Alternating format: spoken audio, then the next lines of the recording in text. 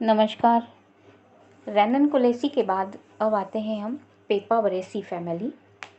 पेपावरेसी family का जो systematic position है, बैंथम वूकर के क्लासिफिकेशन के अनुसार डाइकोटिलीडन्स की फैमिली है। पॉलीपेटली थैलेमीफ्लोरी सीरीज़ में रखा गया है इसको, और पैराइटल्स ऑर्डर है। एंगुलर पेंटल्स के क्लासिफिकेशन के अनुसार डाइकोटिलीडनी और आर्चीक्लेमाइडी के अंदर इसको रखा गया है, और रोडियोडेल्स ऑर्डर के अंदर इसको रखा गया है। इसी तरह से हचिनसन ने डाइकोटिलीडन्स, हर्बेशी और रोयोडेल्स के अंदर रखा गया है। जनरली हमारे यहाँ इंडिया में बैंथम वूकर के क्लासिफिकेशन को फॉलो किया जाता है। प्रैक्टिकल में भी हम बैंथम वूकर के क्लासिफिकेशन को ही फॉलो करते हैं। इस फैमिली का डिस्ट्रीब्यूशन, वितरण कहाँ कहाँ पर पाए जाते हैं पादप, तो इस फैमिली में लगभग 26 वंश हैं और उसकी 200 जातियाँ, जो कि मुख्यतः उत्तरी शीतोष्ण मतलब नॉर्थ टेम्परेट क्षेत्रों में वितरित होती है। और भारत में लगभग 5 जेनरा हैं और उसकी 20 स्पीशीज़ पाई जाती हैं, जो कि मुख्यतः हिमालयन क्षेत्रों में पाई जाती हैं। पेपावर सोमनीफेरम, ओपियम पॉपी के नाम से जिसको जाना जाता है, और दूसरा जो आर्जीमोन मैक्सिकाना, जिसको मैक्सिकन पॉपी या पीली कटेली के नाम से जाना जाता है, ये मुख्य रूप से भारत में पाई जाती हैं। मोकोनोपिप्स, ये ब्लू पॉपी के नाम से जानी जाती है, ये भी भारत में पाई जाती है, और ये इस फैमिली के मुख्य प्लांट हैं। इसके वेजिटेटिव कैरेक्टर्स, तो इस फैमिली के अधिकांश पादप जो है वो पेरिन्यूअल श्रब हैं, और इनके अंदर मिल्की या रंगहीन कलरलेस लैटेक्स पाया जाता है। डेंड्रोमिकॉन और बोकोनिया, ये जो जातियां हैं ये क्षूप हैं और छोटे वृक्ष के रूप में भी पाई जाती हैं। ये जातियां छोटे वृक्ष के रूप में और शूप के रूप में, मतलब श्रब और इसमें ट्रीज़ के रूप में पाई जाती है, और जनरली जो है वो हर्बेशियस प्लांट्स होते हैं। फिर पत्तियां जो हैं वो रेडिकल या कॉलिन होती हैं, मतलब अंडरग्राउंड पार्ट से निकली हुई या फिर स्टेम से लगी हुई होती हैं। दोनों तरह की हो सकती हैं, रेडिकल और कॉलिन। और ये जो है वो एकांतर क्रम में और एक्स स्टिपुलेट और सिंपल लीफ होती हैं। इनके मार्जिन जो है वो काफ़ी कटे फटे लोब्ड होती है, या फिर बहुत ज़्यादा लोब्ड होती है, या फिर कटी फटी, काफ़ी ज़्यादा कटी फटी होती है, और इनमें कांटे पाए जाते हैं, बहुत ज़्यादा स्पाइन्स पाए जाते हैं। ये यहाँ पर ये जो डायग्राम है ये आर्जीवन मैक्सिकाना का है। लीफ जो है ये और इस तरह से अल्टरनेट उसमें लगी हुई हैं, और ये काफ़ी ज़्यादा स्पाइन इसके अंदर, ये अल्टरनेट क्रम में लगी हुई लीव्स हैं ये, और ये स्पाइंस, ये काफ़ी ज़्यादा ये स्पाइंस पाए जा रहे हैं इस लीफ के अंदर। इसमें स्टीम में भी स्पाइन पाए जाते हैं।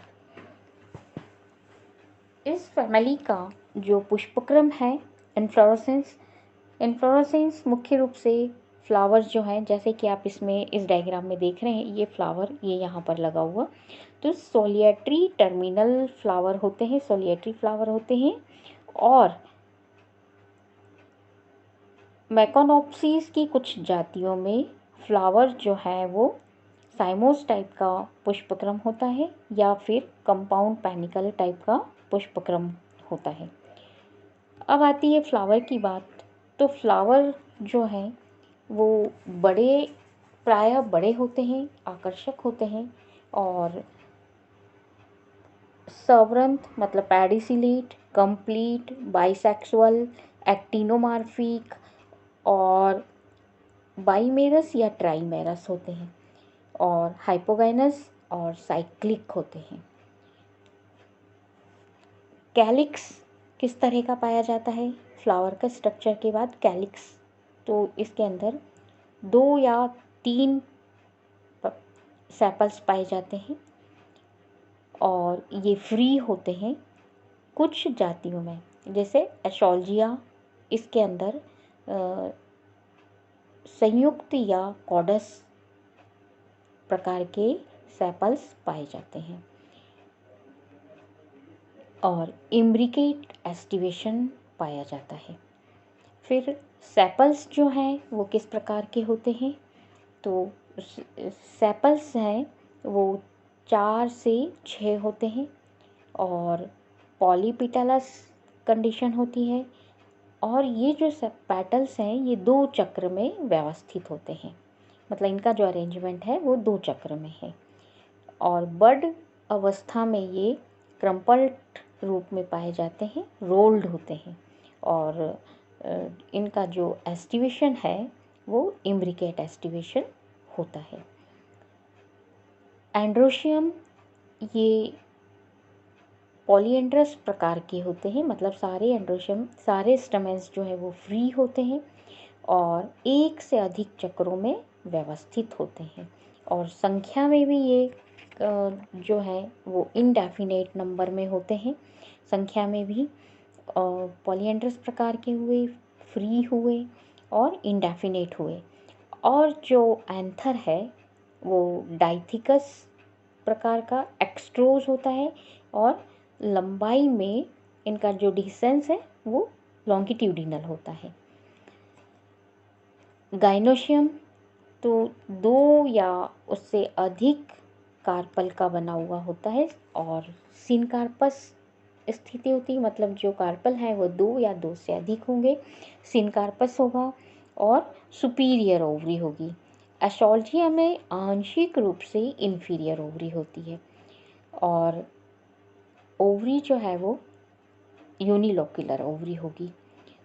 कभी कभी प्लेसेंटा के अंदर की ओर बढ़ने से ओवरी मल्टीलोक्युलर हो जाती है और प्रत्येक लोक्यूल में अनेक ओव्यूल्स पाए जाते हैं और जो प्लेसेंटेशन है वो पैराइटल प्लेसेंटेशन होता है। स्टाइल छोटी होती है या फिर लगभग अनुपस्थित होती है और स्टिग्मा की संख्या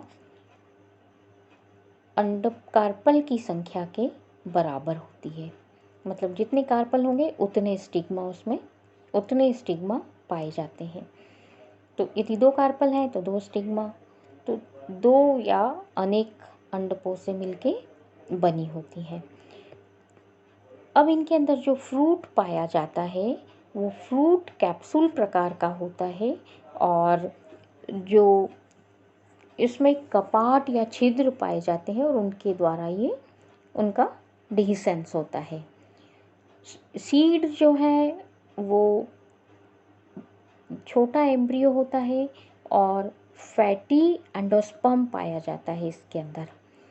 सीड में जो एंडोस्पर्म है वो फैटी होता है, फैटी होगा या मांसल प्रकार का होता है। फिर पॉलिनेशन और डिस्पर्सल किस तरह से होता है सीड का? तो पॉलिनेशन जो है वो इसके अंदर सेल्फ पॉलिनेशन होता है, कुछ जो है वो क्रॉस पॉलिनेशन होता है कुछ में, बाकी जनरली सेल्फ पॉलिनेशन होता है और इनका जो डिस्पर्सल है वो हवा के द्वारा, पक्षियों के द्वारा, पशुओं के द्वारा या मनुष्य के द्वारा होता है।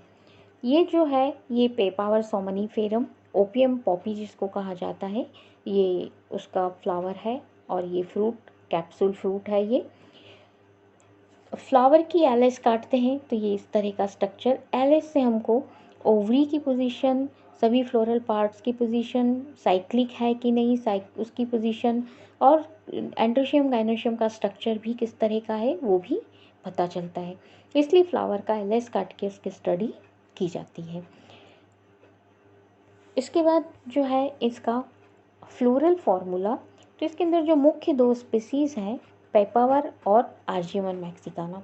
तो पेपावर जैसा कि शुरू में ही हमने कहा कि ई ब्रैक्टिएट फ्लावर होते हैं, तो ई ब्रैक्टिएट फ्लावर एक्टिनोमॉर्फिक हर्माफ्रोडाइट और के जो है वो 2 पाए जाते हैं और जो पेटल्स हैं वो 2+2 के चक्र में, मतलब 2 चक्र में पाए जा रहे हैं। जैसे कि हमने पेटल के डिस्क्रिप्शन में, कोरोला के डिस्क्रिप्शन में कहा है कि 2+2 के उसमें पाए जाते हैं। और एंड्रोशियम इंडेफिनिट है और गाइनोशियम भी इंडेफिनिट है लेकिन सुपीरियर ओवरी है। इसी तरह से आर्जीवन मैक्सिकाना में, लेकिन आर्जीवन मैक्सिकाना में ये फ्लोरल पार्ट्स जो है वो 3 ट्राइमेरस फ्लावर है, 3 सेपल है, 3 पेटल है और एंड्रोशियम इंडेफिनिट है, लेकिन गाइनोशियम 4 से 6 सुपीरियर ओवरी। ये यहाँ पर आप फ्लोरल डायग्राम में देख सकते हैं। ये जो डायग्राम है ये आर्जीवन मैक्सिकाना और ये जो है पेपावर सोमनीफेरम। आर्जीवन मैक्सिकाना इब्रेक्टिएट फ्लावर है, यहाँ पर हमने किसी तरह से ब्रैक्ट नहीं बना रखा है। और ये यहाँ पर मदर एक्सिस होती है, ये मदर एक्सिस होती है यहाँ पर। और ये बाहर वाला जो चक्र है ये सेपल का और अंदर वाला पेटल का। तो पेटल जो है वो 2 चक्र में पाए जा रहे हैं और ये 3-3 के हमने 2 चक्र बना रखे हैं आर्जीवन में। और ये पेपावर के अंदर ये 2 पाए जा रहे हैं, तो 2-2 के 2 चक्र बना रखे, indefinite number of androecium and ये गाइनोशियम। तो ये हो गया इनकी फ्लोरल रेंज, मतलब है दोनों में एक्टिनोमॉर्फिक फ्लावर, लेकिन अंतर कितना है कि इनके अंदर पेटल्स जो है वो सेपल पेटल जो है वो एक में डाइमेरस फ्लावर है, एक में ट्राइमेरस फ्लावर है। और एंड्रोशियम इंडेफिनिट नंबर में है और जो गाइनोशियम कार्पल जो है वो मल्टी कार्पलरी ओवरी दिखाई दे रही है हमको। अब इस फैमिली के जो इकोनॉमिक इम्पोर्टेंस है इस फैमिली का, तो इकोनॉमिक इम्पोर्टेंस इस फैमिली में मुख्य रूप से जैसे पेपावर सोमनीफेरम, जो कि इसकी खेती मुख्य रूप से की जाती है अफीम के रूप में। दूधिया लैटेक्स प्राप्त होता है और अफीम, इससे अनेक प्रकार के एल्केलॉइड प्राप्त होते हैं। और इसके जो कच्चे फलों से अपरिपक्व कैप्सूल से, फल जो अपरिपक्व है उससे लैटेक्स निकाला जाता है और अफीम प्राप्त होती है, जिसमें अनेक प्रकार के एल्केलॉइड होते हैं जैसे मॉर्फिन, कोडीन, पेपावरिन, नार्कोटिन आदि प्रकार के एल्केलॉइड्स पाए जाते हैं। और अफीम जो है वो सेडेटिव के रूप में, मतलब एज ए मेडिसिन इसको सेडेटिव के रूप में यूज़ किया जाता है। और अफीम जो कि एक ड्रग के रूप में भी जानी जाती है और एडिक्शन इसका, लोगों को यदि अत्यधिक सेवन किया जाता है तो उसका एडिक्शन भी हो जाता है जो कि नुकसानदायक है। इससे अत्यधिक प्रयोग से नींद आ सकती है और रेस्पिरेटरी डिप्रेशन हो सकता है, पैरालिसिस भी हो जाता है और डेथ भी हो जाती है यदि अत्यधिक सेवन किया जाता है। तो इनके बीजों में नार्कोटिक गुण नहीं होते हैं। इनमें जो बीज बनते हैं जिसको हम खसखस के रूप में उपयोग में लेते हैं, इनके अंदर नार्कोटिक गुण नहीं होते हैं, मतलब ये सेडेटिव का काम नहीं करते हैं। और इनके बीजों से इनमें वसीय तेल प्राप्त होते हैं और जो खाने और रंग रोगन में उपयोग में लाया जाता है। ये बीज जो है वो खाने में भी उपयोग में, खसखस के रूप में जिसको कि ताकतवर माना जाता है उस रूप में इसको उपयोग में लिया जाता है। दूसरी जो मुख्य जीनस है आर्जीमोन मैक्सिकाना, एक तो इतनी फ़ायदेमंद है और दूसरी बिल्कुल इसी के विपरीत नुकसानदायक, काफ़ी नुकसान होता है इससे। और इसको मिलावट के रूप में भी मिलाया जाता है। लोग इसके जो पीले कलर के बीज होते हैं उनको सरसों के तेल के साथ मिला दिया जाता है और जो कि नुकसान पहुंचाता है। और इससे जो तेल प्राप्त होता है वो कड़वा होता है, जो जलाने में और लुब्रिकेंट के रूप में उपयोग में लिया जाता है।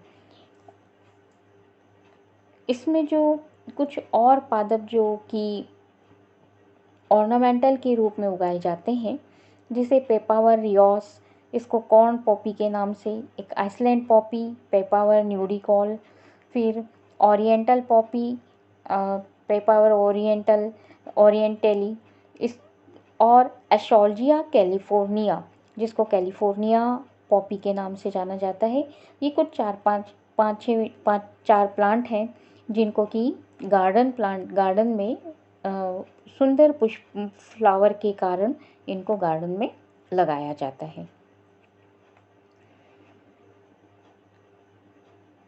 तो ये इस तरह से, और इस फैमिली के ये इकोनॉमिक इम्पोर्टेंस हो गए, और इस फैमिली के जो मुख्य लक्षण है जिनको कि हम कहते हैं विभेदक लक्षण, जिससे हम पहचानते हैं कि ये पेपावरेसी फैमिली है। तो जो विभेदक लक्षण है मुख्य इसके कि लैटेक्स पाया जाता है, पत्तियों में लैटेक्स पाया जाता है, और पत्तियां जो है वो एक्स स्टिपुलेट अपोजिट होती हैं। फिर इनके जो सेपल्स हैं वो कॉडस प्रकार के होते हैं, मतलब आशुपाती होते हैं। और जो फ्लावर है वो एक्टिनोमार्फिक होता है, जो कि बाइमेरस या ट्राइमेरस होता है। और जो स्टेमेंस हैं या एंड्रोशियम है वो एक्सट्रोस प्रकार के होते हैं। गाइनोशियम में 2 से लेकर 16 कार्पल्स तक पाए जाते हैं, और जो फ्रूट है वो कैप्सूल प्रकार का होता है। तो ये इसके मुख्य विभेदक लक्षण है कि इनके अंदर लैटेक्स पाया जाता है, साथ ही में अल्टरनेट लीफ पाई जाती है। तो इस तरह के ये कुछ इसके इस फैमिली के विभेदक लक्षण हैं जिनसे कि हम इस फैमिली को पहचानते हैं। धन्यवाद।